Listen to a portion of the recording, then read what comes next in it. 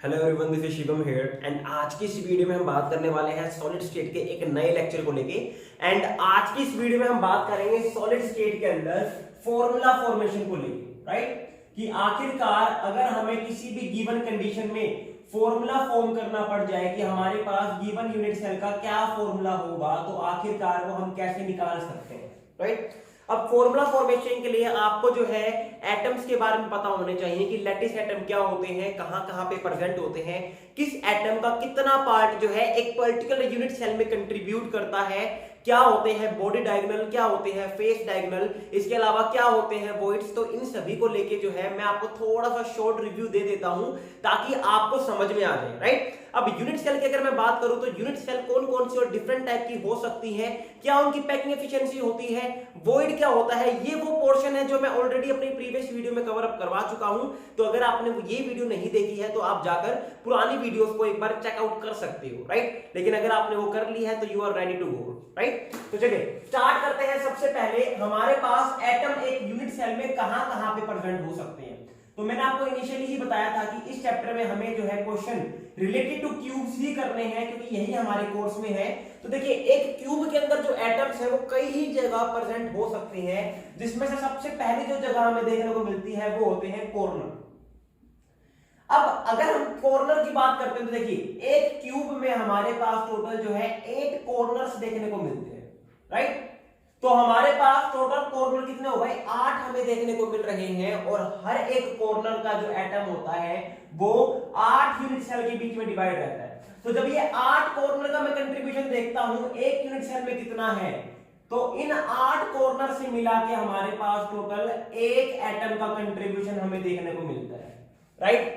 अब अगर आप एज्यूम करना चाहते हो कि भाई 8 एटम के बीच में आखिरकार एक एटम कैसे डिवाइड हो रहा होगा, सॉरी 8 यूनिट सेल के बीच में आखिरकार एक एटम कैसे डिवाइड हो रहा होगा, तो थोड़ा सा मैं एज्यूम करवाने की कोशिश करता हूं।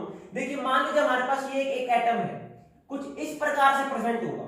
इसका कुछ हिस्सा जो है इस यूनिट सेल के अंदर, जो मैंने अभी एक क्यूब बनाया हुआ है इसके अंदर प्रेजेंट होगा। इसका कुछ हिस्सा जो है यहां पर हमारे पास जो एक यूनिट सेल होगी इसके अंदर प्रेजेंट होगा। कुछ हिस्सा जो है इसके ऊपर जो एक यूनिट सेल बन रही होगी इसके अंदर प्रेजेंट होगा।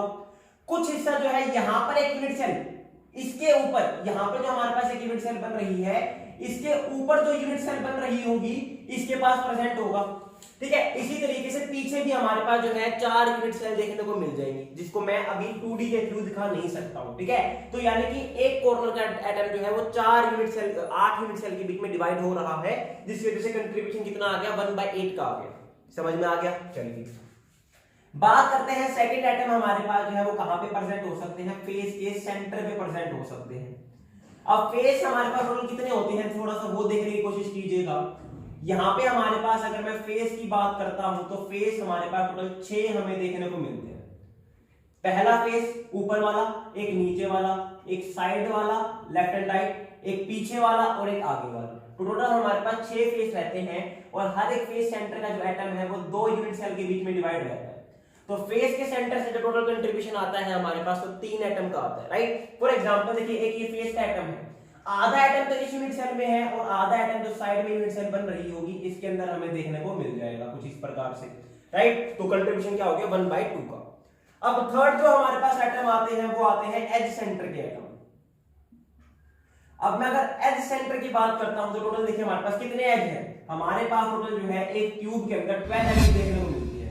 अगर मैं एजेस की बात करूं तो टोटल हमारे पास कितनी एज है, 12, 1 2 3 4 5 6 7 8 9 10 11 12 टोटल हमारे पास 12 एजेस है और हर एक एज जो है वो 4 यूनिट सेल के बीच में डिवाइड रहती है, जिसकी वजह से 12 एज के एटम मिलके जो है 3 एटम का कंट्रीब्यूशन शो करते हैं हमें, राइट। अब देखिए कैसे, ये एक एज एटम है, एक इसका कुछ हिस्सा तो इस यूनिट सेल में, कुछ हिस्सा से साइड वाले यूनिट सेल में और कुछ हिस्सा जो है इस यूनिट सेल के जो ऊपर होगी उसमें और कुछ हिस्सा जो है इस यूनिट सेल के जो रेड वाला यूनिट सेल बनाया है इसके ऊपर जो होगी उसके अंदर हमें देखने को मिल जाएगा। तो यहाँ पे कंट्रीब्यूशन क्या है, 1/4 का, राइट। अब बात करते हैं फोर्थ हमारे पास एटम प्रेजेंट होता है बॉडी के सेंटर पे। अगर हम बात करते हैं बॉडी के सेंटर पे एक ही एटम प्रेजेंट होगा और वो एटम जो है कंप्लीटली यूनिट सेल के अंदर प्रेजेंट होगा, तो एक ही एटम है और वो कंट्रीब्यूशन कितना है, 1 का ही है, तो बॉडी सेंटर पे हमारे पास आ जाएगा 1, राइट। नेक्स्ट एटम देखिए आपको कहा जा सकता है कि आपकी जो यूनिट सेल है वो प्रिमिटिव है। अगर ऐसा कुछ वर्ड देखने को मिल जाए तो प्रिमिटिव का मतलब होता है हमारे पास कि एटम सिर्फ और सिर्फ जो है कॉर्नर पे प्रेजेंट है, और अभी अभी हमने देखा कॉर्नर 8 होते हैं, हर एक कॉर्नर का 1/8 का कंट्रीब्यूशन होता है, तो एटम आ जाएगा 1, राइट। नेक्स्ट हमें कहा जा सकता है कि आपके पास एक बीसीसी यूनिट सेल है। तो देखिए body centre cubic unit cell इसे हम कहेंगे। एटम यहाँ पे दो जगह प्रेजेंट होते हैं, कॉर्नर पे प्रेजेंट होते हैं प्लस बॉडी के सेंटर पे प्रेजेंट होते हैं, राइट। बीसीसी वर्ड आ जाए तो कॉर्नर प्लस बॉडी के सेंटर पे प्रेजेंट होते हैं। कॉर्नर से अभी मैंने बताया एक एटम का कंट्रीब्यूशन होता है। अगर आपको ऐसे नहीं करना तो कुछ इस प्रकार लिख लीजिए, 8 एटम कॉर्नर पे है, हर एक एटम का कंट्रीब्यूशन 1/8 का रहेगा। बॉडी सेंटर पे एक एटम रहेगा हमारे पास, तो टोटल कितने एटम कंट्रीब्यूशन आ गया बीसीसी से? 2 एटम का कंट्रीब्यूशन आ गया, राइट। 7th आपको कहा जा सकता है एफसीसी। तो एफसीसी का मतलब होता है face centre cubic unit cell. अब एफसीसी में जो एटम होते हैं वो कॉर्नर पे प्रेजेंट होते हैं और साथ के साथ जो है फेस के सेंटर पे प्रेजेंट होते हैं। अभी अभी हमने आपको बताया कि कॉर्नर का जो कंट्रीब्यूशन है वो 1/8 का है, 8 कॉर्नर के एटम है, तो यहां से 1 एटम का कंट्रीब्यूशन आ जाएगा कॉर्नर से, और फेस के सेंटर से कितने एटम का कंट्रीब्यूशन आता है? 3 का, तो 1 + 3 कितना हो जाएगा हमारे पास? 4, ठीक है। नेक्स्ट हमारे पास क्या कहा जा सकता है? हमें कहा जा सकता है कि आपके पास एक एंड सेंटर यूनिट सेल है। थोड़ा सा ध्यान से, थोड़ा सा इंपॉर्टेंट है कंपटीशन के लिए। एंड सेंटर यूनिट सेल का क्या मतलब है? इसको थोड़ा सा जो है इसको चांद सितारा लगा लेना आप, जो भी अपने नोटबुक में लगाते हैं, क्योंकि इंपॉर्टेंट है। एंड सेंटर का मतलब है कि एटम जो है वो कहां कहां पे प्रेजेंट है? कॉर्नर पे प्रेजेंट है, प्लस में किसी भी दो अपोजिट फेस पे, एनी टू अपोजिट फेस, ठीक है, किसी भी दो अपोजिट फेस पे प्रेजेंट है। अब अगर मैं बात करता हूं कॉर्नर से कंट्रीब्यूशन हमारे पास एक एटम का आता है, टोटल हमारे पास 6 फेस होते हैं। यहां पे क्या कहा हुआ? किसी भी दो अपोजिट फेस पे, तो यानी कि दो फेस के ऊपर एटम प्रेजेंट है और हर एक फेस से कंट्रीब्यूशन 1/2 का आएगा, तो यहां से कितना बन गया हमारे पास? 2 एटम। यानी कि अगर हमें कहा जाए कि आपके पास एंड सेंटर यूनिट सेल है, तो एंड सेंटर यूनिट सेल में हमारे पास टोटल जो है वो 2 एटम का कंट्रीब्यूशन हमें देखने को मिलता है, राइट। अब बात करते हैं कुछ इंपॉर्टेंट बातों की। हमारे पास कुछ एक डायगोनल्स प्रेजेंट होते हैं, कुछ एक प्लेन्स भी प्रेजेंट होते हैं, राइट। तो सबसे पहले बात करते हैं हमारे पास बॉडी डायगोनल की। अब हमारे पास अगर मैं बात करता हूं बॉडी के डायगोनल की, तो बॉडी डायगोनल देखिए क्या होता है हमारे पास। मान लीजिए हमारे पास एक क्यूब है, क्यूब के थ्रू थोड़ा समझाने की कोशिश करूंगा ताकि आपको समझ में आ जाए। अब हमारे पास अगर हम एक बॉडी के डायगोनल की बात करते हैं, तो बॉडी डायगोनल हमारे पास एक ऐसा डायगोनल है जो दो कॉर्नर को टच करता है, दोनों कॉर्नर अपोजिट होंगे, और एक कॉर्नर जो है दूसरे कॉर्नर तक कैसे जाएगा? बॉडी के सेंटर से होते हुए। तो देखो एक ये कॉर्नर हो गया, एक ये कॉर्नर हो गया, ये हमारे पास कहां से जा रहा है? बॉडी, ये एक बॉडी डायगोनल है क्योंकि ये बॉडी के सेंटर से होकर गुजर रहा है, ठीक है। तो अगर मैं कहता हूं कि हमारे पास एक यूनिट सेल में हमने बॉडी डायगोनल को रिमूव कर दिया, तो देखिए बॉडी डायगोनल को रिमूव करने का मतलब हो गया कि जितने एटम बॉडी उस बॉडी के डायगोनल को टच कर रहे होंगे वो भी सारे रिमूव हो जाएंगे। तो देखो इस बॉडी डायगोनल को कितने एटम टच करते हैं? 2 कॉर्नर टच कर रहे होते हैं और एक बॉडी का सेंटर टच कर रहा होता है। तो अगर मैं कहता हूं कि बॉडी का डायगोनल मैंने रिमूव कर दिया, इसका मतलब क्या है कि हमने 2 कॉर्नर रिमूव कर दिए हैं, प्लस में एक बॉडी का सेंटर रिमूव कर दिया है, क्योंकि ये किसी और चीज को टच नहीं कर रहा है, राइट। अब एक हमारे पास होता है फेस डायगोनल, ठीक है।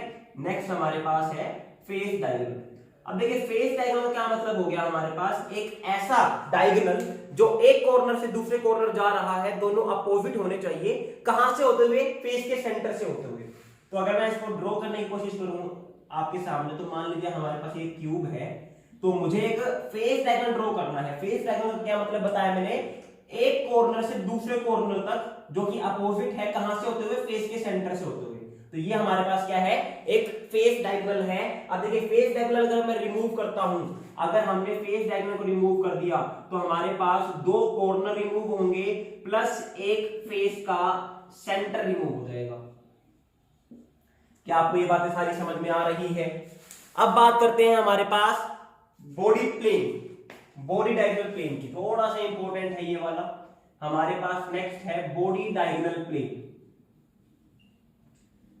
अब देखिए बॉडी डायगोनल प्लेन का क्या मतलब हो गया? प्लेन का मतलब हो गया पूरा का पूरा एक प्लेन। अभी तो हम लाइन ड्रॉ कर रहे थे, अभी हम क्या ड्रॉ कर रहे थे कि लाइन ड्रॉ कर रहे थे। अभी हमें एक प्लेन ड्रॉ करना है। प्लेन कुछ पूरा का पूरा ऐसे जाता है, ठीक है। इस तरीके से समझाने की कोशिश करता हूं डायग्राम की हेल्प से।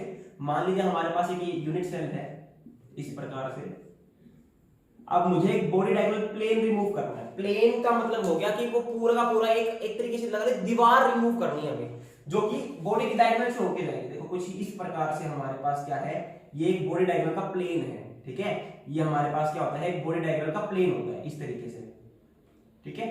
ये हमारे पास क्या है, बॉडी डायगोनल का प्लेन है, इसको हमने रिमूव कर दिया। अब देखो अगर हम इसको रिमूव कर रहे हैं तो रिमूव, अगर हमने एक बॉडी डायगोनल प्लेन रिमूव करा है तो रिमूव करने के बाद कौन कौन रिमूव हो रहा है, कितने कॉर्नर गए, देखो 4 कॉर्नर चले गए हैं हमारे पास, ठीक है। 4 कॉर्नर हमारे पास रिमूव हो गए हैं। प्लस में देखिए, ध्यान से देखिए, सेंटर से होकर जाएगा ना, बीच में सेंटर का एटम होगा तो बॉडी के सेंटर के एटम को भी क्या कर देगा, ये रिमूव कर देगा। तो साथ में कौन रिमूव हो गया, बॉडी का सेंटर एटम जो है वो रिमूव हो गया। प्लस में और क्या रिमूव होगा, देखो ऊपर यहाँ पे क्या प्रेजेंट होगा, फेस का सेंटर होगा ना, ये ऊपर का एक फेस है, नीचे भी क्या है, फेस है। तो बॉडी डायगोनल प्लेन रिमूव करने में हमारे पास 2 फेस के सेंटर भी चले गए। क्या ये बात आपको समझ में आ रही है। प्लस में अब ध्यान से देखिए, ये एज भी तो गई ना, दो एज सेंटर के एटम भी चले गए हमारे पास। तो हमारे पास क्या हो गया, 2 एज सेंटर एटम जो है वो भी क्या हो गए, रिमूव हो गए। तो अगर हम एक बॉडी डायगोनल का प्लेन रिमूव करते हैं तो कितनी सारी चीजें क्या हो जाएंगी, रिमूव हो जाएंगी। तो ये वो बातें थी जो आपको पता होने चाहिए।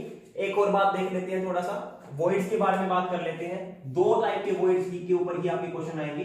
एक आपके पास रहेगा टेट्राहेड्रल वॉइड और एक आपके पास रहेगा ऑक्टाहेड्रल वॉइड। तो जो टेट्राहेड्रल वॉइड होते हैं, याद रखना, अगर ऑक्टाहेड्रल वॉइड n है तो टेट्राहेड्रल वॉइड होते हैं 2n। जो टेट्राहेड्रल वॉइड होते हैं हमारे पास, वो कहां पे प्रेजेंट होते हैं, बॉडी के डायगोनल पे प्रेजेंट होते हैं, ठीक है। अभी आपको मैंने समझाया कि बॉडी का डायगोनल क्या होता है।